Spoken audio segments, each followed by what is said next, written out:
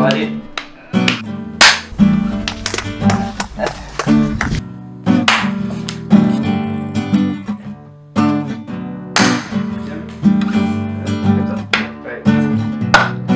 Ok, c'est parti.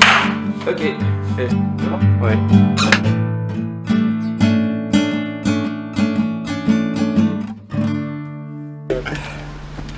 Allez, ça tourne. Allez, ça tourne.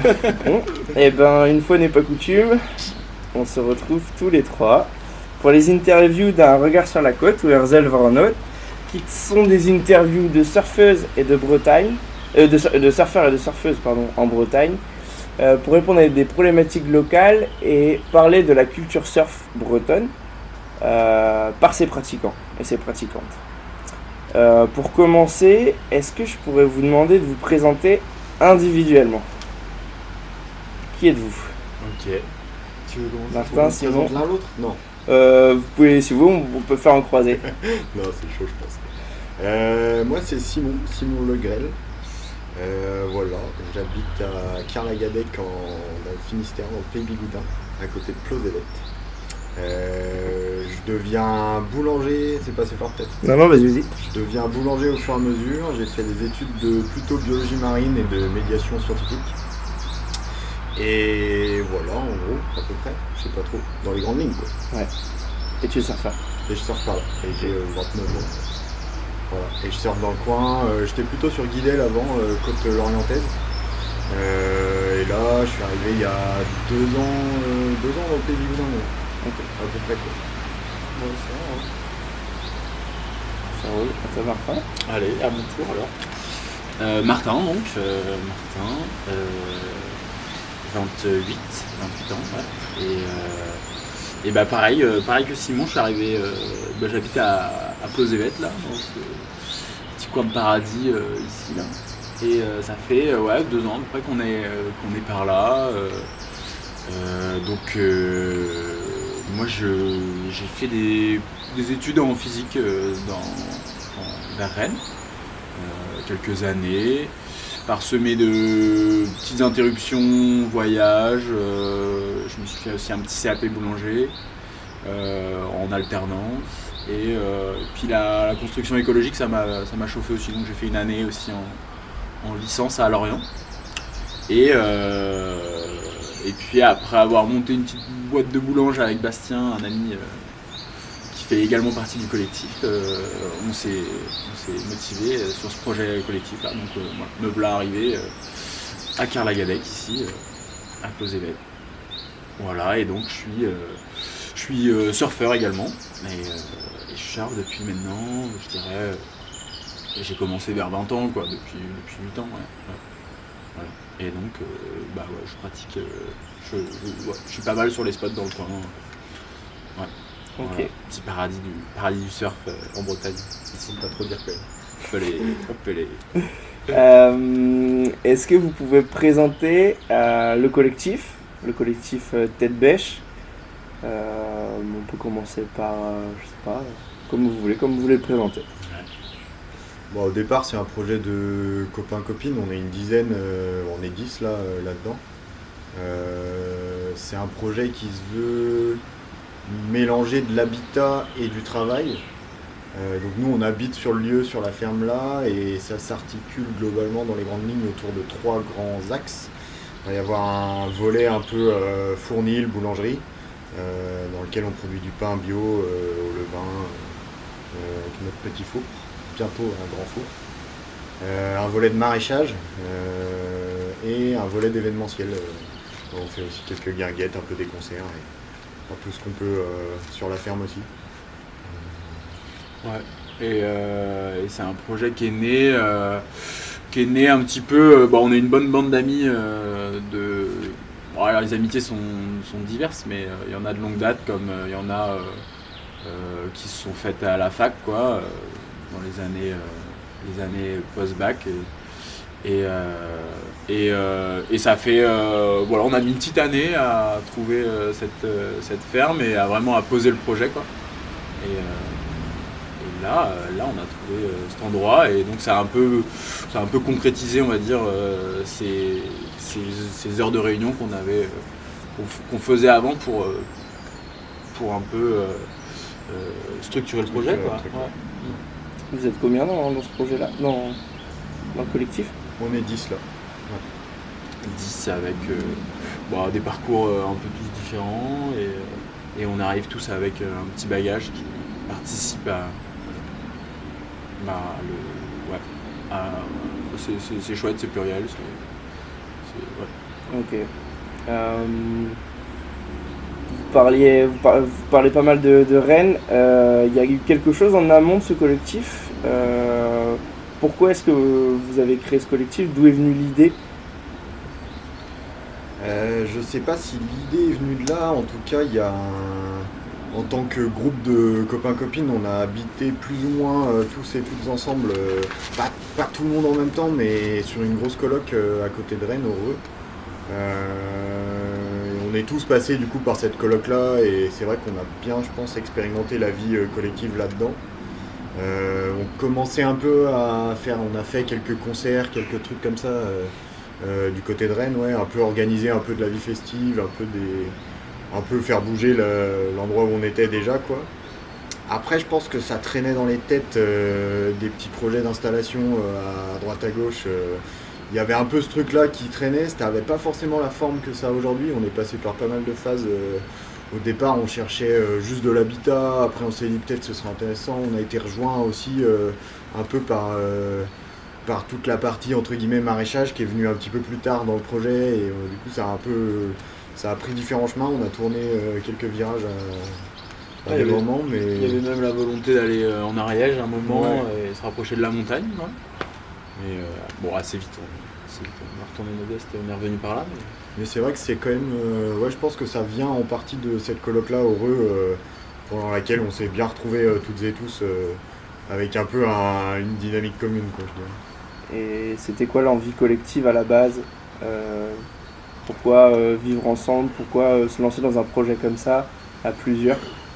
Je pense qu'il y a plusieurs pans, mais d'un point de vue habitat, je pense qu'on partage l'envie de vivre en... Alors là, aujourd'hui, c'est plutôt une coloc, mais vivre à plusieurs, quoi, partager un habitat et qu'on mutualise des outils du quotidien, mais c'est aussi toujours une stimulation dans les échanges.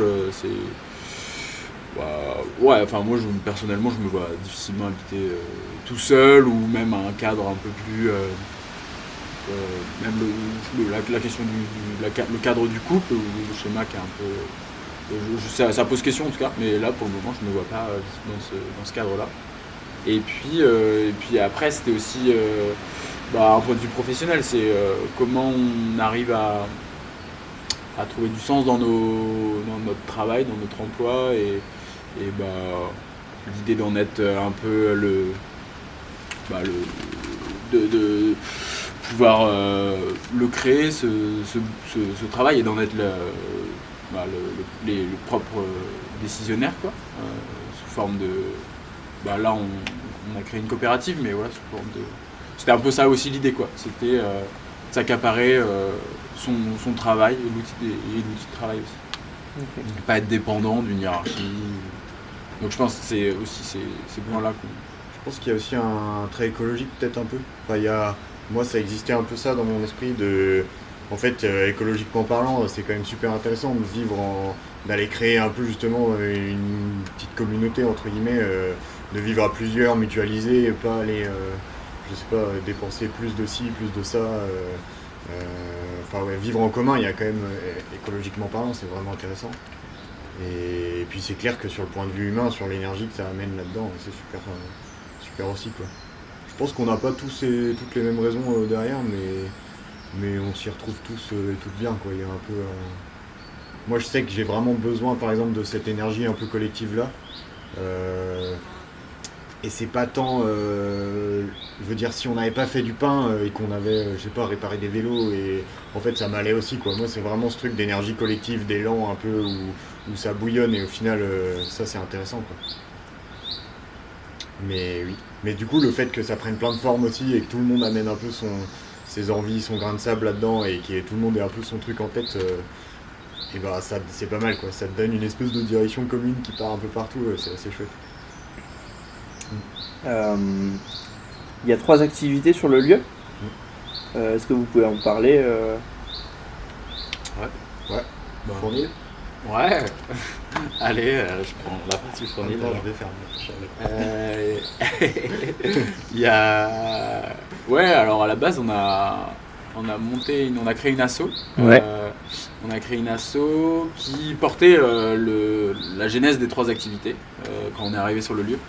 Et elle a porté le début du Fournil, qui est aujourd'hui une coopérative depuis 2023, début 2023. Et c'est une coopérative de 9 salariés actuellement, qui sont en temps partiel, quoi. Et l'idée de cette coopérative, c'est proposer du pain sur les marchés, donc les marchés locaux, et aussi chez nous à la ferme, et ponctuellement sur des événements. Et donc, voilà, on rayonne jusqu'à Quimper pour le moment. Il y a aussi un magasin de producteurs à Quimper. Voilà, l'idée, c'est de faire du pain au levain, donc pas utiliser de levure et avec des produits bio, écolo et locaux au maximum possible. Notre farine, tu vois, on la prend autour de Quimper là. Voilà, et donc s'approvisionner en circuit court et revendre en circuit court en ayant très peu d'intermédiaires, voire une relation producteur-client. Et on se diversifie aussi en proposant un volet traiteur food truck, quoi, qu'on fait sur des événements aussi ponctuels ou des marchés d'été, quoi, où là on a investi dans un petit four à pizza et on essaye d'envoyer des petites pizzas sur des événements. Donc toujours l'idée, c'est d'utiliser des légumes, soit du maraîcher d'à côté parce qu'on n'en produit pas encore, mais là cet été on aura des légumes de chez nous et qu'on essaiera de mettre dans nos pizzas. Voilà, l'idée, c'est la partie fournile en tout cas, c'est ça, et comme je disais tout à l'heure, c'est une coopérative, donc c'est pas du tout une personne ou une ou 2 personnes qui drive le truc, c'est vraiment les salariés, et donc on est 9. Et c'est les 9 salariés qui impulsent un peu le mouvement de cette coopérative et son avancement, quoi. Donc c'est ça qui est chouette. Enfin moi c'est vraiment une partie que je prône, quoi. C'est l'appropriation de l'outil de travail par les salariés et tout le monde investit alors que ce soit financier mais aussi d'énergie dedans, quoi. Voilà pour la partie pain, quoi, je dirais. Le maraîchage, on se lance en GAEC là. Ouais. Tu me corriges si je dis une bêtise, j'ai pas tout suivi sur le maraîchage. Mais ouais, l'idée en maraîchage, c'est de partir en GAEC. En fait, initialement, on aurait bien aimé, je pense, pouvoir faire une structure qui nous permettait de tout faire. C'est-à-dire, on aurait bien aimé avoir c'était un peu ça l'idée de l'asso au départ. Et je pense qu'à terme, on va se diriger vers une SCIC. Qui est un peu une société qui a multiples casquettes, qui permet un peu de mélanger les différentes activités. Parce que c'est vrai que ça rentre pas il n'y a pas beaucoup de cases dans lesquelles ça rentre, ce truc-là de un peu plusieurs projets. Donc là, pour l'instant, on a été un peu contraint, entre guillemets, d'aller multiplier les structures. Je pense qu'à terme, on aimerait bien les regrouper en une seule et même entité. Du coup, le maraîchage, pour l'instant, c'est GAEC. Il y a 3 personnes qui sont dans le GAEC. Voilà, l'idée c'est mais en fait ça reste des structures séparées, mais l'idée c'est quand même de tous et toutes mettre la main à la pâte là-dedans. Juridiquement c'est un peu séparé, mais dans la vie de tous les jours, on aimerait bien que ça ne le soit pas, quoi. Ce qui nous a poussé à se mettre en GAEC, c'est aussi la possibilité d'avoir des aides agricoles. Et comme tu disais, Simon, c'est difficile de lier de l'agricole avec une autre activité, si c'est pas de l'agricole. Donc le pain, si on devait les mettre ensemble, on n'aurait pas pu avoir les aides qu'on a actuellement. Et c'est vrai que pour commencer une activité de maraîchage qui est très dure au début, moi j'en ai pas. C'est hyper coûteux, personne s'installe autrement comme ça, quoi. Du coup c'est un peu compliqué.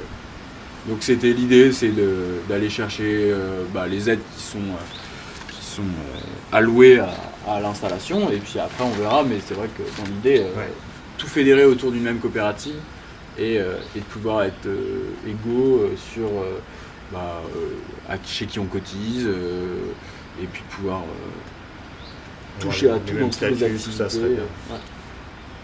Et troisième volet, c'est plutôt l'événementiel. Ça, c'est quelque chose qu'on fait en tant qu'association du coup.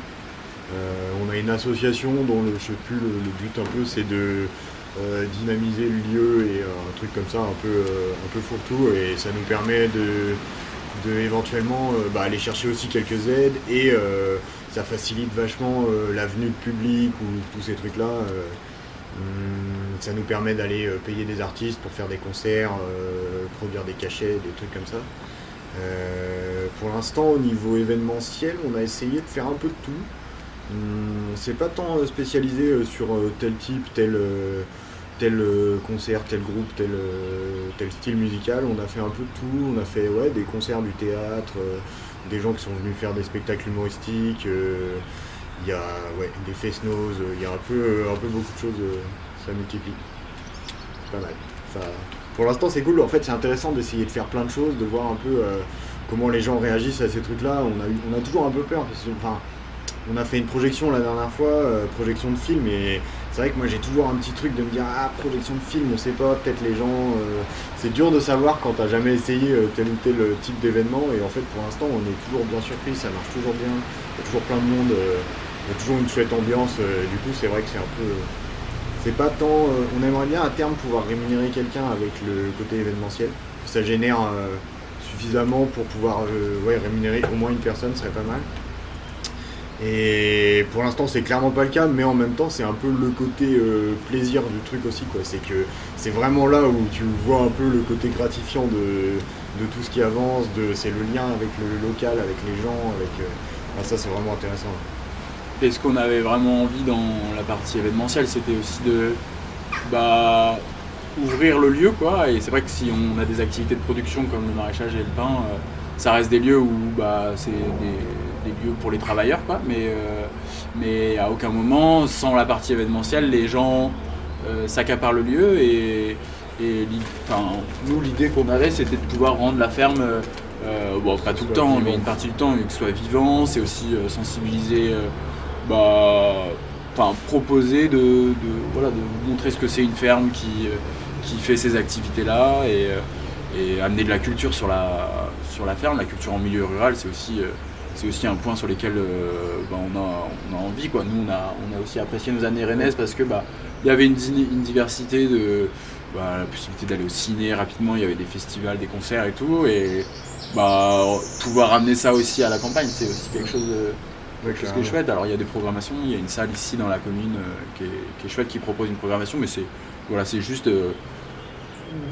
gonfler un peu l'offre culturelle aussi, et ça marche, et c'est vraiment chouette. Il y a un côté de transmission un peu dont tu parles aussi qui est intéressant, ce côté-là que nous on essaye de faire les choses de certaines manières, je sais pas, du pain au levain, des trucs bio, du maraîchage sur sol vivant, sans pesticides, tout ça, et du coup c'est intéressant que les gens ils puissent un peu voir comment on fait, voir comment ça marche. On ne dit pas qu'on n'a pas de science infuse là-dessus, hein, mais tu vois, même ouvrir à, je sais pas si, je pense que dans le futur c'est assez partagé cette idée-là de pouvoir accueillir, je sais pas, des stagiaires de troisième, des classes, pour venir faire un peu des trucs de pédagogie, de montrer, voir un peu, sans dire qu'on va ouvrir une ferme pédagogique, mais l'idée c'est de pouvoir un peu montrer un peu comment ça se passe ici, ce serait super chouette, quoi. Et là, on tente, c'est en questionnement, mais on a envie, j'ai l'impression que l'asso qui tient la partie événementielle, elle s'ouvre aussi à l'extérieur, quoi. Et là, je veux dire que ce soit pas uniquement les membres du collectif Tête Bêche qui s'investissent dans les événements, et l'idée c'est les événements qu'elle propose sur la ferme et hors les murs aussi, quoi. Et donc là, par exemple, en septembre, là, on organise plutôt sur la commune, dans la salle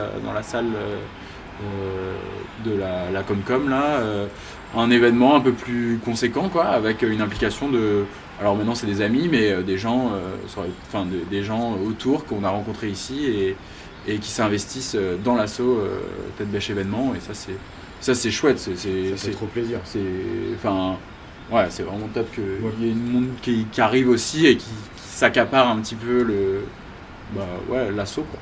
C'est trop chouette parce que du coup aussi ça permet à quelque chose d'exister sans que tu fasses rien, quoi. C'est un peu, t'as juste mis une espèce d'étiquette tête bêche un peu qui facilite un peu le début parce qu'on a déjà un peu de public, un peu de gens comme ça. Et du coup, moi par exemple, je suis pas tellement investi dans cette date-là dans la salle de la commune. Et en fait, à chaque fois que je reviens voir l'avancement, ça avance de dingue. La soirée, ça va être trop bien. J'ai l'impression de me faire inviter à une soirée par mon... C'est génial, quoi. Il y a un truc je pense que ça marche super bien. Bon, il y a des gens de tête bêche. Il y a des gens de tête bêche aussi qui s'investissent, mais c'est vrai que mais moi, de l'extérieur, c'est non plus, génial. je suis pas non plus sur cette arrière. Ça c'est cool. Boys band, quoi. Petit clap. Allez, Un seul, deux. un seul. Ok. On a parlé en même temps. Ça va pas marcher, je pense. Alors on refait. Allez. Comment est-ce qu'on s'installe sur un territoire quand on est nouveau? Comment est-ce qu'on arrive sur un territoire? Comment est-ce qu'on rencontre les gens? Parce que vous êtes arrivé du coup à 10. Est-ce que vous pouvez commencer à parler de ça par rapport au collectif? Et puis ensuite on passera sur le surf, parce que c'est vrai que vous êtes 10 surfeurs et surfeuses. Donc on pourra comme ça enchaîner tranquillement sur le surf. Donc par rapport au collectif, peut-être pour commencer. Allez, je prends la parole. Nous, la façon dont on est arrivé, et moi je trouve qu'elle correspond vachement à ce que j'avais imaginé, et j'en suis content, je trouve, la façon dont on est arrivé. C'est déjà aller rencontrer les voisins de façon très directe, quoi, les voisins aux alentours du village, et essayer peut-être de dénouer et au moins de calmer les peurs, parce que c'était clairement exprimé comme des peurs, un collectif de 10 jeunes qui arrivent s'installer, Faire de l'événementiel. et on a eu beaucoup de questions là-dessus, et je pense que ça a été un petit temps à apprendre, à expliquer qu'est-ce que ça va être l'événementiel, faire venir les gens sur les lieux aussi. Ça a vachement participé à peut-être démystifier un petit peu qu'est-ce que c'est ce collectif, et donc prendre du temps à discuter avec les gens, et les voisins, ça a vachement aidé. Et après c'est aussi assez rapidement rentrer en communication avec la mairie, les institutions, la Comcom, et je trouve qu'on a su le faire de façon... j'ai pas l'impression qu'on soit arrivé avec des gros sabots, et je trouve que c'est assez plaisant des fois d'avoir des retours de personnes qui nous disent mais ça fait combien de temps que vous êtes là, vous? Ça fait bien 3, 4 ans que vous êtes là. Et ça montre que finalement on commence à faire partie d'un paysage, quoi. Parce qu'en réalité ça fait combien de temps que Et vous ça êtes fait là? un peu plus d'1 an et demi, quoi. Enfin 1 an et ouais. Donc les gens ont l'impression que ça fait longtemps que vous êtes Ouais, installés. donc j'ai l'impression que c'est pas comme si... Enfin, j'ai l'impression que c'est assez... Enfin, moi je trouve ça assez plaisant d'entendre ça, dans le sens où on fait partie du paysage et on est accepté comme étant en faisant partie du paysage, quoi.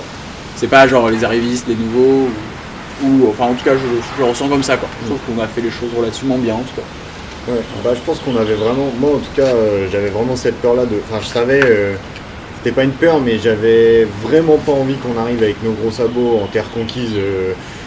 Enfin, je pense qu'on est plusieurs à venir aussi de petits endroits. Moi, j'ai beaucoup de familles à Groix, par exemple, où il y a vraiment des problématiques comme ça. Enzo et Bastien, qui sont du centre-Bretagne, où il y a un peu ce truc-là aussi de... En fait, le côté un peu... parce que j'ai une maison là, ça peut vite être crissant sur certains points. Et je pense que comme on avait un peu en tête ces trucs-là, et qu'aussi je pense qu'on porte des valeurs qui nous tiennent à cœur à nous, et du coup on fait ce qu'on pense être bien.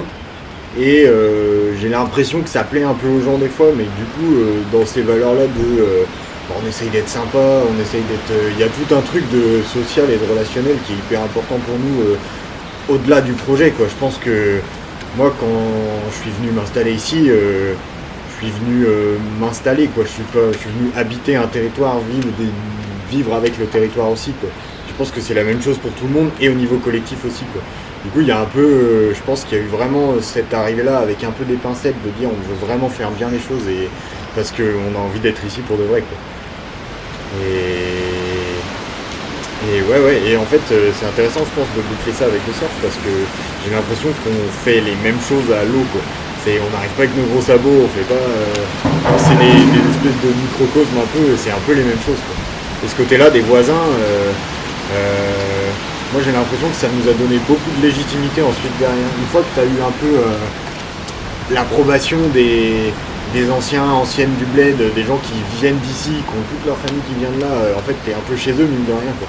Oui, il y a des anciens, ils étaient dans cette ferme-là, ils faisaient la fête il y a 40 ans, quoi. Donc nous on fait des fest-noz et des trucs ici, donc ça ramène un peu plein de souvenirs, plein de choses. Et c'est vrai que si ça se passe bien, qu'eux ils te le disent, t'es vraiment validé un peu dans ta façon de faire, et derrière ça te permet beaucoup plus de choses, même en termes juste pour nous, c'est hyper gratifiant, quoi. Ça c'est clair que ça a vraiment été. Ouais. Bah, en début de semaine, c'est rigolo. En début de semaine, j'ai discuté avec notre voisine qui est un peu plus haut là. Je suis allé boire le café et elle me disait que dans des réunions de personnes qui habitent ici, d'anciens principalement, je pense, enfin pas elle nous défend, mais je veux dire elle donne des infos sur qu'est-ce qu'ils font les jeunes à côté de chez toi. Et elle est dans, comme elle nous connaît bien, on se connaît bien, elle est vraiment dans ce truc de non mais rassurez-vous, ils font ça se passe bien, et c'est chouette. Et ce que tu dis, ça donne du crédit, le fait d'avoir une bonne entente avec les voisins, eux après rassurent aussi les personnes qui sont un peu plus moins du village ou les personnes de la commune. J'ai l'impression que, alors j'en suis pas certain, c'est un peu un petit regard que j'ai eu un peu aussi sur le côté, mais j'ai l'impression que la valeur travail, elle a pas mal aidé aussi. Ouais. Qu'il y a un peu quelque chose de... très vite, le collectif de 10 qui viennent un peu de la ville pour s'installer dans quelque chose, tu peux vite être catégorisé un peu hippie qui va rien faire à la campagne et où tu te mets un peu au vert, quoi. Et je pense que comme il y a eu... assez vite, on a montré qu'on bossait et qu'on était là pour faire aussi des choses et que, je pense que ça a un peu aidé en tout cas sur la première impression, je pense que ça peut un peu changer, je sais pas trop. Ouais, je partage aussi un peu. Et vis-à-vis du surf, si on continue là sur ta question, c'est vrai que c'est intéressant, comme tu dis, on est 10 à surfer, avec tous des niveaux différents, donc pas forcément les mêmes endroits aussi.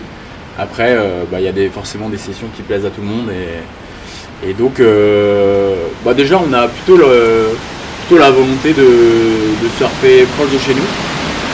Ouais, c'est petite pause avec le vent. C'est nous notre endroit de surf, ça va en gros de Pénors à Audierne, grand max, quoi. Si tu peux pas y aller en vélo, t'as pas le droit d'y aller. Ouais, voilà. Ah ouais? Non, en gros c'est ça. On peut tout faire à vélo. Non, mais... Vous allez surfer à vélo des fois? Moi je suis allé quelques fois, ouais. Après c'était un peu compliqué parce que comme on va souvent en groupe, c'est rare que j'aille tout seul, et comme tout le monde n'avait pas spécialement le rack à surf ou le truc, c'est hyper difficile de garder une motivation d'aller à vélo quand il y a la voiture qui part à côté et il va au même endroit que toi. Ouais. Il y a un peu un truc de bon allez, des fois j'y vais, mais c'est pas facile, quoi. Okay. Mais c'est clair que rester de la même chose que la fourniture, récupérer de la farine pour faire du pain, on le fait à une échelle locale. Le surf c'est un peu pareil. Parce que ouais, grave. Mais forcément il y a des sessions famille où on a tous envie d'aller surfer, on a les mêmes horaires, et dans ces cas-là, on charge un gros camion et on essaye d'aller. Après, j'ai l'impression que, en fait, c'est un peu ça. On habite ici, on est 10 surfeurs et on a envie d'aller surfer, donc peut-être au lieu de faire 10 voitures, on en fait une. Donc ça peut faire un peu cet effet un peu colo de vacances, quoi. Mais en soi, on est 10 habitantes du territoire, nous sommes surfeuses, surfeurs, et c'est une activité qu'on partage. Alors Mais bon, après on a aussi nos temps où on va surfer en plus petit groupe ou solo. Et en fonction des conditions, ça change aussi. En fonction des spots aussi. Tous les spots ne sont pas adaptés à toutes les envies en tout cas. Ouais, c'est vrai que quand on va surfer à plusieurs, enfin quand on est en gros groupe, genre 7, 8, 9, 10, c'est souvent sur des conditions un peu plus sympas, un peu plus familiales entre guillemets, et donc ça déjà c'est pas des spots où tu viens absolument pressuriser un spot parce qu'il y a un pic dans le caillou et que t'arrives pas à 10 toujours là-dessus. Il y a un peu souvent c'est des sessions plus accessibles sur lesquelles il y a plus de pics, c'est pas très grave d'aller partager des vagues, il y a moins de. Ouais, c'est un peu plus ouvert disons quoi. Du coup le mood correspond mieux au spot en général, ça marche pas trop mal. Après c'est vrai que quand on arrive, nous on est tout content, ça met tout de suite aussi une ambiance un peu. Enfin, je sais pas, je sais que si on faisait ça sur certains spots, peut-être que ça passerait moins bien, mais en fait, du fait qu'on soit tous contents, que tout le monde discute, on arrive à vraiment créer une ambiance assez sympa sur les spots. Et en général, ça se passe bien, même en arrivant avec le minibus, quoi. Bah ouais, je trouve que pour avoir fait quelques sessions de surf où t'arrives tout seul, c'est vraiment un sport assez étonnant où on est tous vachement au même endroit, quoi, vachement proches. Et il y a très peu de discussions. Enfin, au pic, c'est étonnant même d'être proche d'une personne aussi proche d'une personne et pas trop échanger, pas trop discuter. Alors en effet, on est concentré sur la session, faut être dans le timing et tout, tu vois. Mais autant là, nous, on arrive en groupe et on s'arrête pas de discuter parce que on est des amis et on continue de discuter. Et donc tout de suite je trouve que ça casse un peu ce truc de en fait on est au pic, on dit rien, il y a une atmosphère, faut essayer de tâter l'atmosphère et tout. Là on arrive, on discute, on parle de la journée, de tout ça, et peut-être tout de suite ça donne envie aussi aux autres de ah ouais vas-y on se détend aussi, en fait on est à l'eau, c'est bien, ça discute, c'est cool. Et je trouve que ça donne une bonne.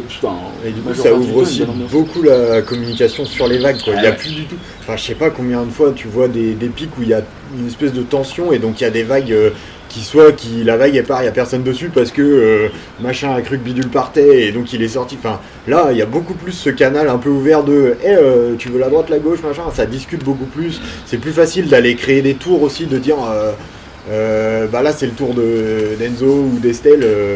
Comme on se gueule nous-mêmes, genre vas-y Estelle, en fait tout le monde sait un peu que c'est le tour d'Estelle, et puis si c'est un autre gars qu'on connaît pas et qu'il a pas pris, on va lui laisser. Enfin, c'est un peu pareil, ça marche bien. Je trouve que ça crée du coup une ambiance un peu d'organisation collective justement qui est pas mal, quoi. De l'organisation collective due à votre expérience collective au sein de Ten Bêche. Peut-être un peu. Après, il y a des fois où ça passe pas bien, tu vois. Il y a des fois où t'arrives à 7-8 et des fois il y a des gens qui se barrent en mode ils étaient contents d'avoir un pic. Ça se comprend aussi, tu vois, parce qu'il y a un côté on est nombreuses. On n'est pas toujours autant, mais des fois, je sais que moi ça pourrait me saouler qu'il y ait un gros groupe qui des fois débarque comme ça, t'es un peu là genre bon. Mais en même temps, il y a souvent c'est des conditions chouettes, ça met une bonne ambiance et c'est pas horrible non plus. Mais ouais, je peux comprendre quand même, il y a des fois où ça peut être un peu chiant. Après il y a aussi de plus en plus de monde dans le surf d'une manière générale et du coup c'est vrai que quand c'est un gros groupe d'un coup, les gens ils ont tendance à se braquer un peu plus vite.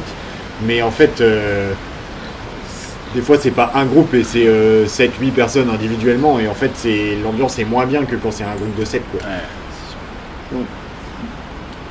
Ouais, clairement. Mais des fois ça marche pas, tu vois, cette organisation collective d'aller dire un peu on prend des tours, des machins, ça arrive qu'il y ait des gens où ça leur va pas et du coup ils surfent un peu sans dire qu'on se frite, mais il y a un truc qui matche pas bien, quoi. Ouais, c'est pas le mood de. Oui. Et ça se comprend, des fois c'est pas le mood non plus, t'as juste envie de faire une session en silence et pas forcément être dans la communication, tu peux être aussi dans ta bulle et ça le fait carrément. En fait, même nous, entre nous, on le fait des fois aussi, quoi. C'est vrai que des fois, c'est plus quand on est en petit groupe parce que c'est un peu moins la kermesse, disons, quoi. Mais quand on est à, je sais pas, des petits... Ouais, on vous propose le son du vent pour cette vidéo. Est-ce que vous pouvez faire un clap?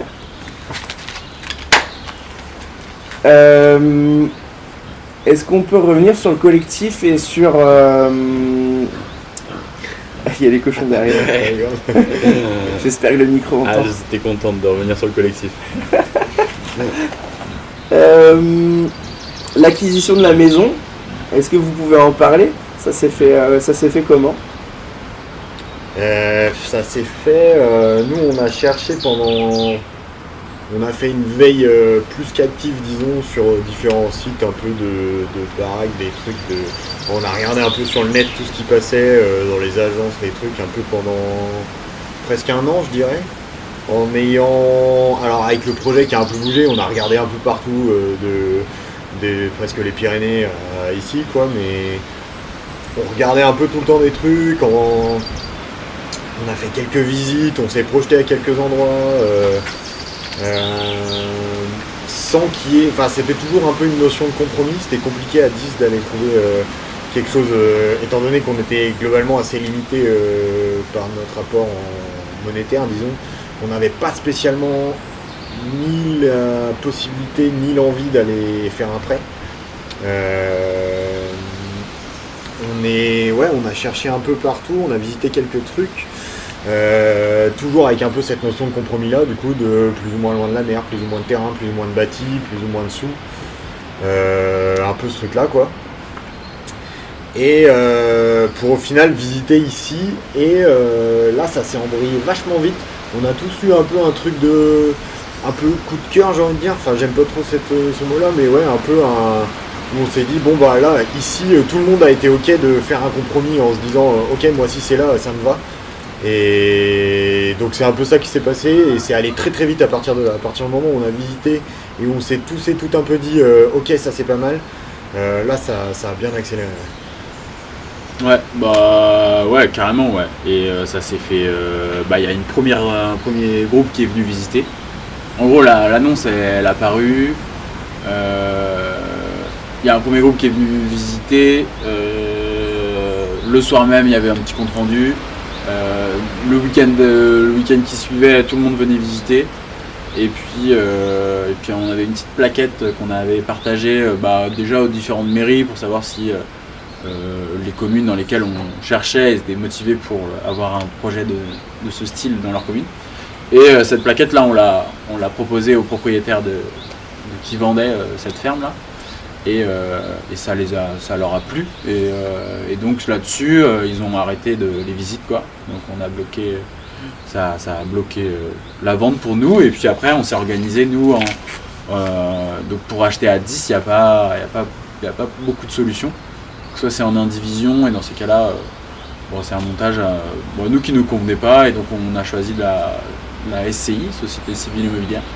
Donc on a tous pris des parts dans une société et cette société a acheté la maison. Donc là on dit qu'on est propriétaire, mais c'est une société qui est propriétaire de la maison. Et nous on a tous des parts dans cette société. Et voilà, et après en 3 mois, au temps du compromis, on avait les clés au mois d'août, au début août 2000, il y a un an et demi. Je suis perdu dans les dates. mais ouais.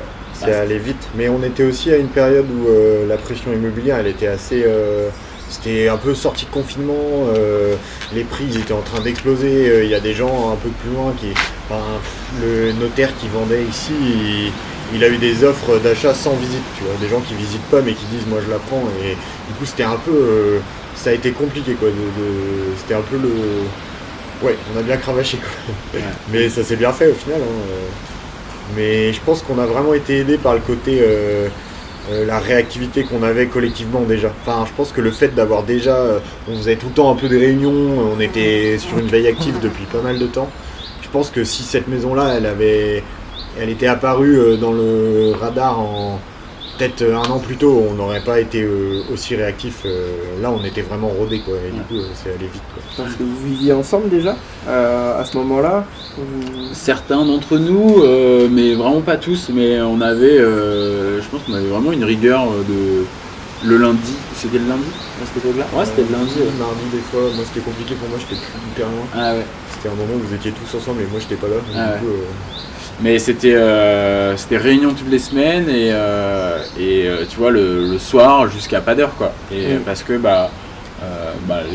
il fallait qu'on avance sur ce projet et que nous on était tous, tout le monde était motivé d'avancer sur ce projet. Donc il y avait, toutes les semaines il y avait la réunion du collectif et ça nous permettait de, avec des outils aussi qu'on avait sur internet quoi, et on partage des outils de partage où il y a telle annonce qui est tombée, j'aimerais bien avoir un retour sur vos envies peut-être dans 2 jours histoire de ne pas louper l'annonce, et tout le monde alimentait quoi, tout le monde était un peu il y avait toujours un onglet d'ouvert sur cet outil de communication quoi. D'ailleurs là-dessus j'aurais une question concernant les réunions. Parce que la dernière fois où je suis venu, j'ai assisté en partie à une réunion. On était un lundi. Est-ce que vous pouvez raconter une semaine type en commençant justement par cette journée qui est assez longue, où beaucoup de choses sont dites, voilà. Ouais, je pense que la réunion, elle a, au-delà des sujets un peu où faut décider, il y a un peu un côté de, il y a pas mal de choses où on a, comme collectivement on fait aussi plein de choses différentes, tu vois, moi je fais le marché ce matin, mais si quelqu'un m'a donné une info ou un tel truc, ça sert aussi de moment de recentraliser un petit peu l'information, d'aller dire ok, moi on m'a dit ci, moi on m'a dit ça, j'ai une proposition de ça, ou j'ai répondu à ce truc, ça permet un peu déjà ce truc là quoi, de remettre en commun un peu l'information. Et après, c'est vraiment des temps, je pense qu'on est obligé de passer par là pour pouvoir valider, il y a plein de choses où des fois c'est purement informatif, des fois c'est des décisions qui sont déjà prises et par des plus petits groupes, mais c'est purement informatif. Des fois il y a des trucs où c'est important qu'on en parle avant d'en décider, qu'on se positionne chacun individuellement puis collectivement face à certaines situations. Ouais. Et puis c'est des réunions aussi, on essaye de traiter les impératifs, les choses qui incombent aux activités professionnelles, et tout le monde donc met des sujets dans des thématiques et on essaye d'y répondre, mais il y a aussi des temps qu'on essaye de consacrer souvent en début de réunion sur sentir le mood un peu de chacun, donc on essaye de faire une petite météo des humeurs, on appelle ça, où chacun exprime un petit peu son mood du moment pour juste tenir informé les autres de voilà, je suis fatigué, je vais pas beaucoup parler, ou je suis énervé, ou là ça pète la forme, tout va bien. Et donc voilà, c'est un peu sonder un peu l'humeur de chacun. Et puis on a aussi des petites boîtes, là on sait pas trop, mais si jamais il y a des petites gratouilles, des trucs qui nous gratouillent, où là on en parle et c'est le moment de un peu démystifier un petit truc avant que ça bouillonne quoi. C'est ça l'idée. Mais on l'utilise peu, mais en fait c'est un peu quelque chose où j'ai l'impression que c'est juste rendre visible des choses, tu vois, ce truc du mood un peu de dire ok moi là ça va pas bien parce que si ça, t'es pas obligé d'aller trop rentrer dans les détails. C'est pas d'en discuter maintenant, mais c'est plutôt tu rends visible quelque chose et éventuellement dans des temps un peu informels après dans la semaine tu peux reparler des trucs. Ça permet un peu aussi de maintenir un truc collectif où en fait on sait comment les uns les unes se sentent. Ça garde un truc de bienveillance un peu et on avance en même temps quoi. Ça marche, c'est vraiment nécessaire. Et après sur beaucoup plus de l'opérationnel et vraiment du fonctionnel, des fois il y a des trucs à décider de est-ce qu'on répond quoi à bidule et ça passe un peu par là. Et puis après il y a tout un volet aussi planning de la semaine. Parce qu'actuellement on fonctionne vachement semaine par semaine. Alors là c'est une organisation qu'on questionne, mais pour le moment elle nous convient mais on fonctionne, voilà. Donc il y a un planning de la semaine avec les impératifs boulange, où il y a des journées de production, des journées de vente, et il y a des impératifs maraîchage, où en fait là les semis sont arrivés, faut les planter, faut pailler à tel endroit, et puis événementiel aussi, où faut préparer la guinguette, faut aller chercher les tables et les bancs à tel endroit, Et donc voilà, on cadre aussi avec qui se positionne sur quelle activité du lundi au samedi, quoi. À côté de ça, il y a tout un volet dont on n'a pas parlé parce qu'il est un peu annexe et en trame de fond, mais il y a un vrai truc de construction et de fabrication physique du lieu, quoi. Il y a un peu, nous pour l'instant on a un gros hangar agricole mais qui est là, mais il n'y a pas de mur et du coup l'idée c'est de le transformer en fournil à terme pour la SCOP. Fournil puis avec une partie salle de spectacle. Et ça c'est beaucoup de boulot, on fait tout pour l'instant en autoconstruction à part quelques petits trucs. Là on vient de recevoir un four, enfin l'idée c'est d'aller auto-construire et développer ce truc là et comme on fait ça à côté des heures des 3 pôles entre guillemets un peu plus clairs quoi, les pôles un peu mis en évidence au départ, les 3 premiers. Celui-ci en trame de fond on n'a pas toujours le temps de s'y mettre comme on voudrait, mais pourtant c'est un des trucs qui en termes de décision, comme on n'y connaît pas tout non plus, il y a personne d'entre nous est architecte ou maître d'œuvre ou quoi que ce soit, et donc il y a un peu un côté tout prend du temps, on doit tout décider ensemble parce qu'on parle réellement de l'aménagement du lieu quoi, et c'est vrai que si moi je me réveille un jour et qu'en fait les murs ils sont roses et que j'en avais jamais entendu parler, ça me ferait vraiment chier, et même si j'aime bien rose, mais il y a un peu quelque chose où c'est vraiment quelque chose qu'on doit décider ensemble, et ça c'est vraiment chronophage, mais c'est nécessaire aussi quoi. Et là on parle pas de rénover l'habitat, on parle juste de la SCOP. Est-ce qu'il y a un gros volet sur la maison? Bah la maison idéalement je pense que si on avait un temps et de l'énergie infinie on s'y serait mis en parallèle de tout. Même au départ l'idée c'était d'abord on bosse sur l'habitat, on se crée un endroit chouette pour tous et toutes bien vivre, avoir chacun notre espace machin, et là c'est un peu passé à la trappe clairement. Donc, ouais, on a pris le pli inverse de plutôt s'assurer des revenus par nos activités professionnelles et après avoir une situation acceptable pour des organismes financiers, pouvoir emprunter et après rénover l'habitat. Okay. Après on a eu des coups de pouce incroyables, mais pour le moment voilà, l'habitat on arrive à y vivre, plutôt bien y vivre, et on fait des petites améliorations, mais ça reste acceptable quoi. Je pense qu'on est dans un je veux dire pour nous on y vit bien, j'ai l'impression qu'on est très content l'été d'avoir des caravanes, des trucs, de vivre là-dedans, mais je pense que si tu ramènes ça sur une norme un peu plus classique, disons, en vrai on est bien les uns sur les autres, il y en a en caravane, l'hiver, les machins, c'est pas... Je pense que ça reste un truc pas idéal et qu'on subit quand même bien la pression de l'habitat littoral où en fait tout est super cher, c'est impossible d'aller trouver un autre truc à louer ou quoi. Là on a énormément de chance parce qu'on a réussi à louer, ou même à se faire prêter une petite maison à côté, ça nous soulage vachement, même en termes de rangement, je sais pas, pour les garages, d'aller mettre un vélo là-bas, ça nous décharge énormément de tout le bazar qu'on a ici, ça c'est trop bien. Moi je dis ça, pour moi c'est le côté le mieux parce que j'étais pas dans une caravane ou quoi. Donc, je pense que Martin il est super content d'avoir récupéré une chambre. Donc il y a un peu ce côté où je pense qu'on est quand même bien pressurisé en termes d'espace. Mais on se satisfait plus que largement du cadre de vie et de comment on arrive à aménager le lieu aussi pour nous vivre là-dedans quoi. Okay. Alors, pendant qu'il y a la vente à la ferme juste à l'arrière. Ouais.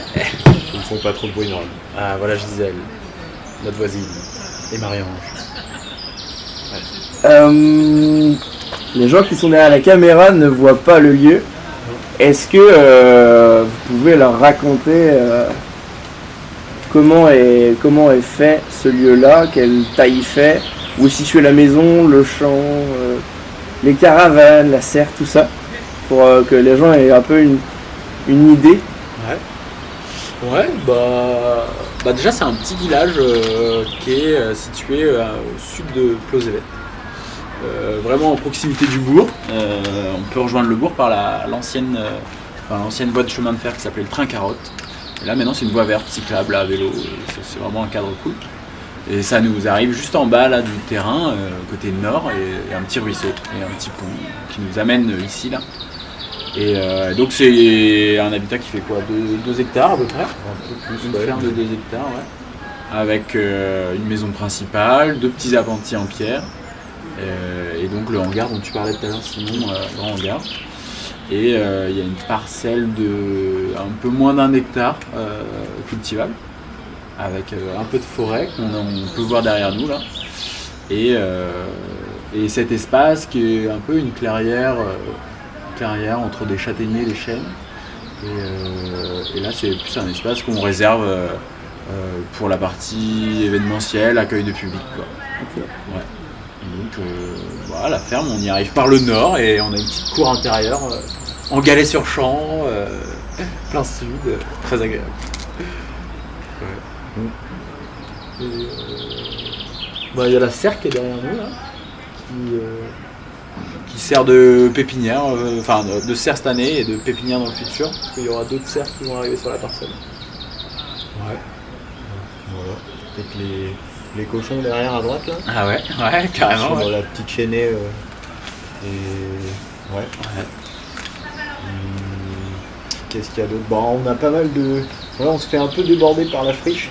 Il y a pas mal d'herbes qui on se retrouve des fois un peu à hauteur là, mais bon c'est chouette. Il y a des. Ouais. C'est très.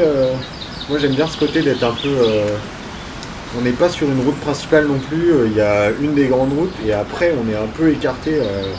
Donc en fait on n'entend pas grand chose en termes de circulation, tout ça. On est un petit peu dans notre petite bulle là, ça c'est pas mal. Le côté de la voie verte c'est génial, ouais. Ça donne vraiment un côté. Tu peux relier des choses sans les moyens de transport motorisés.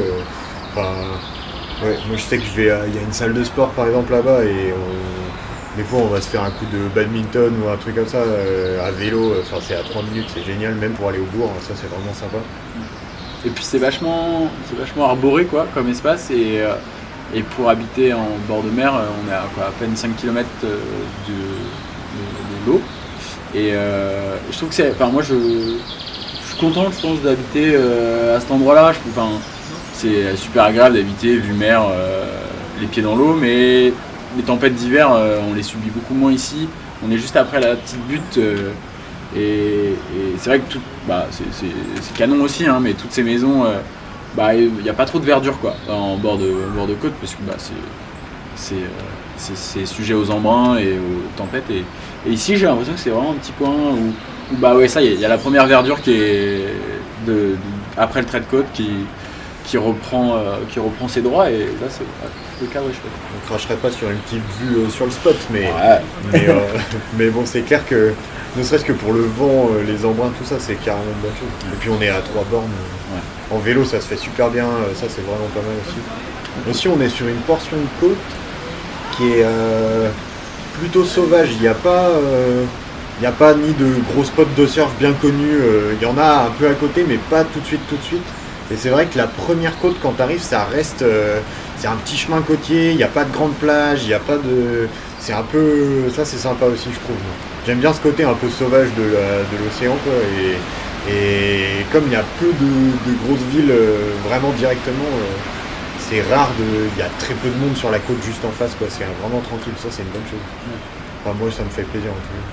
Par exemple, à la côte d'Île-et-Loise que tu as. Ouais, par exemple, ça fait monter, c'est clair. Mais tu vois, même par rapport à. Je sais pas, un peu plus au sud, il y a Pénorce, qui est un spot un peu connu. Et déjà, on sent dire que c'est bétonné, mais il y a des petits bars, ça commence à être un peu urbanisé, il y a des parkings, il y a des gens qui se gardent, des trucs là. Si tu descends tout droit, il y a juste les galets, quoi, et c'est sympa, quoi. Ok.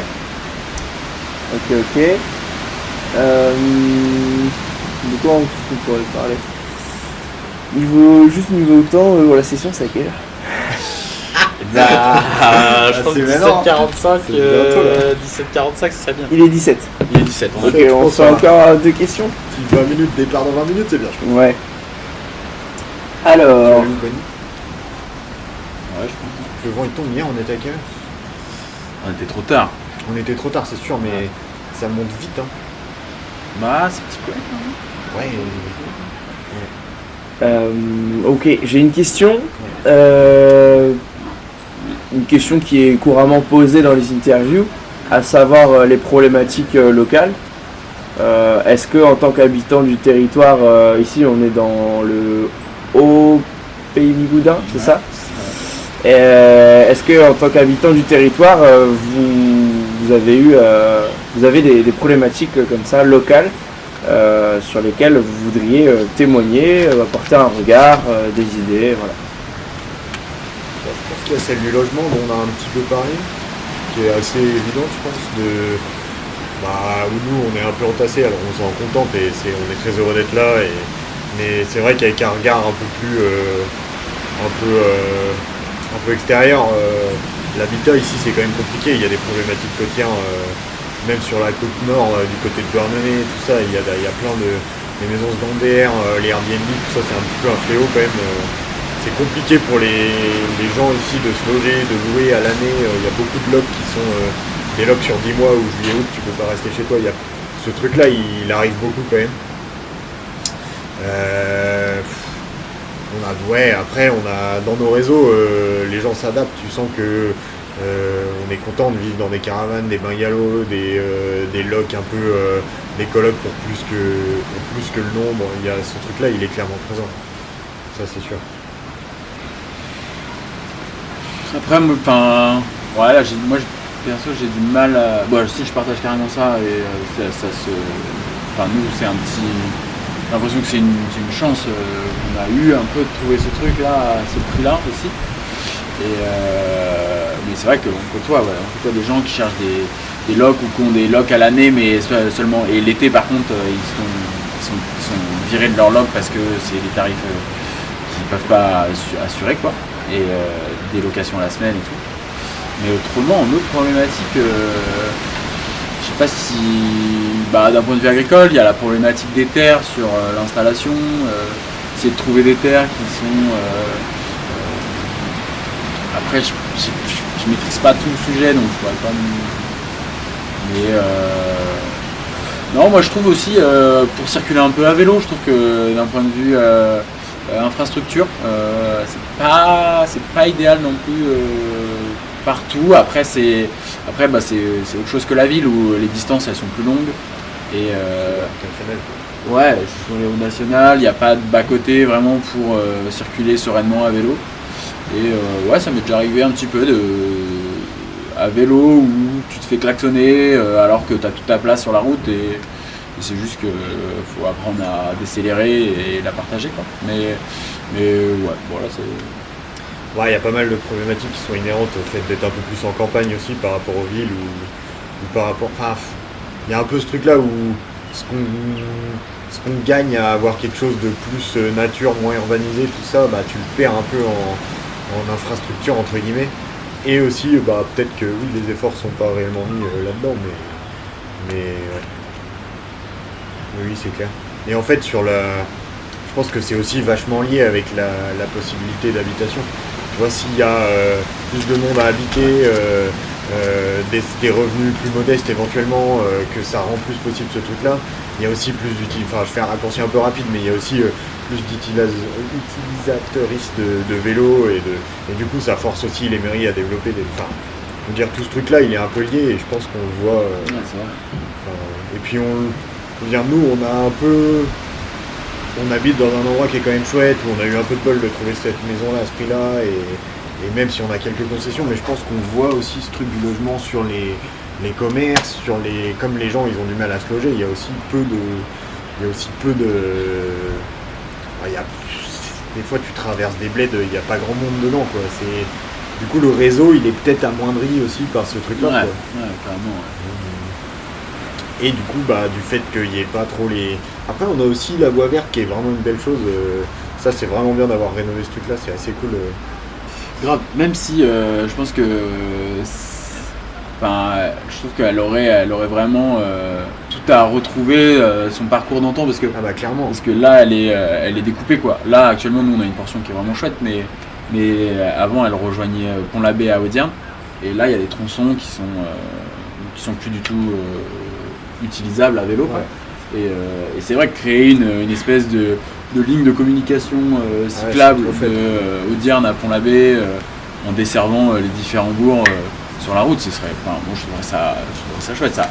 Et il me semble qu'il y en a une belle, je ne l'ai jamais emprunté, mais de Quimper à Douarnenez, qui est vraiment d'une traite et très jolie. Ouais. Et je trouverais ça intéressant de se pencher sur cette problématique. Il y a des assos là qui se bougent là-dessus, et ce serait chouette que la Comcom et les municipalités se suivent et proposent aussi cet aménagement-là. Ouais. C'est vrai que même pour aller rejoindre Quimper, ça me manque clairement. T'aimerais bien pouvoir prendre ton vélo pour aller prendre un train et en fait ça te décourage direct quoi. J'ai pas envie de me bouffer une demi-heure de national, c'est pas drôle quoi. Mais après je sais pas, qu'est-ce qu'il y aurait d'autre comme problématique. Nous c'est vrai que en fait on est plutôt content qu'il n'y ait pas trop de monde, que ce soit. On sent dire qu'on est pour les résidences secondaires, mais il y a aussi un bon côté à être pas trop nombreux, le réseau il est plus. On va dire le maillage il est plus serré, du coup il y a un côté il y a moins de monde, il y a moins de gros trucs, mais du coup les gens que tu rencontres, les réseaux dans lesquels tu tombes, ils sont aussi beaucoup plus beaucoup plus serrés quoi. C'est que t'es plus proche des gens, ça marche bien. À l'eau on croise souvent les mêmes personnes, c'est souvent il y a beaucoup d'entraide, tout ce truc là il marche bien aussi quoi. C'est un petit côté d'entre-soi des fois, mais pas tant quoi. Ça mélange bien je trouve et c'est assez intéressant ça. On peut peut-être finir avec une dernière question. Est-ce que vous constatez, on appellera ça une transition, le mot est assez subjectif, mais une transition dans le pays Bigoudin, à commencer je pense par votre projet qui pourrait en faire partie, une transition on va dire sociale, écologique, pour un mode de vie différent sur un territoire. On peut penser aussi au Carrefour des transitions qui a eu lieu dans le pays Bigoudin. Est-ce que vous constatez cette transition-là? C'est difficile d'avoir un point de vue vachement pointilleux parce qu'on est nouveau arrivant. Ça fait que 2 ans qu'on est là.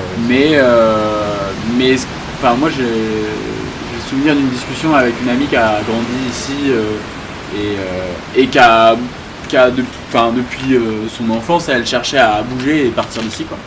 Et là maintenant elle revient habiter par ici et elle fait le constat que elle découvre des nouveaux réseaux qu'elle n'avait pas connaissance ou qui n'existaient pas au moment où elle était plus jeune et elle habitait là. Et donc peut-être ça traduit déjà de l'arrivée d'initiatives dans ces dynamiques écologiques et sociales et nous ça foisonne parce que on a l'impression qu'on développe des outils de production pain et maraîchage et on est sollicité sur des événements. Tu parlais du Carrefour des transitions, c'est un événement auquel on a participé et ça a fait converger vraiment tout le milieu militant, écologique et qui prône un peu cette révolution écologique et sociale. Et ça fédère le fait qu'il y ait des événements comme ça. J'ai l'impression que ça... encore cette année, il y a cette même association, elle a fait 2 marchés supplémentaires locaux, festifs, alors que l'année dernière, elle avait fait juste le Carrefour des transitions. On sent qu'il y a une émulsion et il y a des acteurs qui sont là pour la pousser, et des associations comme des entreprises aussi. J'ai l'impression qu'on le ressent. Après, de la faire une comparaison avec avant, je me sentirais un peu pas légitime en tout cas à la faire. Mais peut-être pas légitime à l'échelle du pays Bigoudin, mais en même temps, moi j'ai l'impression que cette apparition-là un peu et cette dynamique-là d'aller vers des choses éthiquement, écologiquement intéressantes entre guillemets, elle est partout. J'ai l'impression que moi, si je prends plutôt la zone lorientaise, ça arrive beaucoup aussi. On a plein des petits collectifs qui se montent, des initiatives super chouettes là-dedans. Et du coup, j'ai pas l'impression que ce soit... je suis pas sûr que ce soit une bonne idée d'aller isoler complètement notre regard sur le pays. Je trouve que c'est intéressant, mais j'ai l'impression que ça peut être le cas un peu partout, qu'il y a ce genre de thématique-là. Que la thématique du réchauffement climatique, du changement social qui est associé, et c'est clairement en train de prendre de l'ampleur, ça c'est à peu près sûr pour moi. Je veux dire, des choses où même dans les médias un peu classiques traditionnels, on n'en entendait pas du tout parler il y a 5 ou 6 ans, maintenant ça commence à revenir de plus en plus souvent sur le tapis. Donc je pense qu'on va quand même dans le bon sens à ce niveau-là.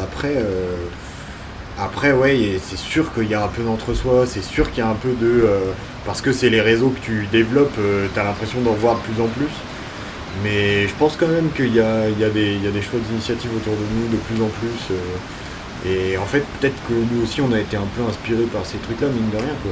Ouais, Moi, il y a un paquet de collectifs, de fermes, de trucs chouettes où tu te dis ça a l'air bien, et en fait, t'essayes de faire un peu pareil, ça marche bien, et du coup, peut-être que d'autres font comme nous, j'en sais rien, mais en tout cas, j'ai l'impression que ça marche dans ce sens-là, quoi.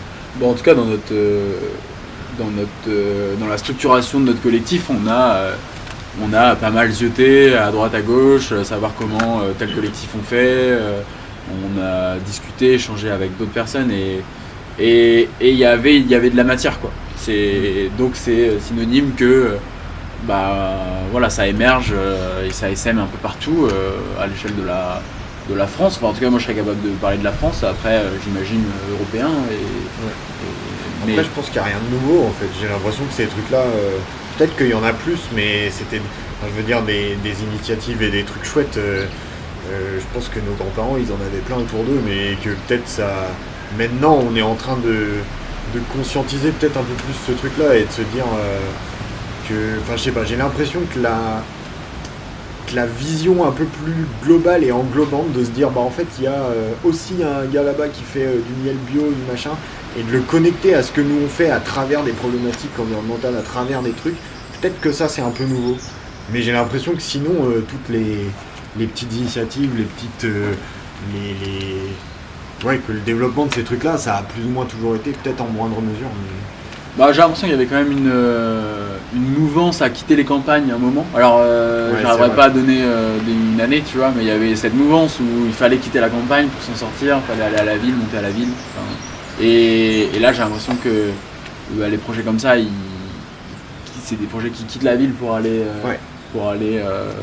en campagne, quoi, et alors après mais je suis sûr que les initiatives, on n'invente rien, quoi. Le miel bio et les légumes bio, il y en avait partout avant, mais il y avait plein de gens pour les faire, quoi. Ouais, c'est peut-être un retour un peu plus qu'une émergence, quoi. Ouais, voilà, ouais. C'est vrai. Mais c'est clair que peut-être pour le coup, ce qui est notable, c'est que j'ai l'impression que ça touche plus de... autant avant, c'était souvent des milieux ruraux. C'est vrai que là, maintenant, j'ai l'impression que du coup, du fait qu'il y ait eu un peu un départ vers les villes, une idée d'aller chercher de l'accessibilité, de la technologie, tout ça, je sais pas si c'est dû éventuellement au confinement ou à des trucs comme ça, mais que ça, maintenant... Il y a plein de classes sociales, plein de niveaux, entre guillemets, de personnes, plein de gens différents qui reviennent à des trucs pour différentes raisons, mais qui reviennent à des principes un peu plus environnementaux, éthiques, que ce soit pour de la santé ou même de l'économie. J'ai l'impression que c'est plus massif, en tout cas, le phénomène. Et si je peux rajouter, j'ai l'impression que aussi c'est une façon différente aussi ce retour est vachement différent, où autant avant c'était vraiment porté par un schéma très dans la structure familiale, quoi. Ouais. Et là il y a des collectifs qui se créent, nombreux, moins nombreux, familiaux ou pas forcément, ou amicaux, quoi. Et ça c'est des modèles, je pense, qu'il y avait très peu avant, quoi. Ouais, où la structure familiale était vraiment omniprésente un peu dans ces initiatives. Oui, presque obligatoire, en fait. Ouais. Ok. Termine là-dessus. Allez, On va s'en refaire. tu veux qu'on fasse la prise?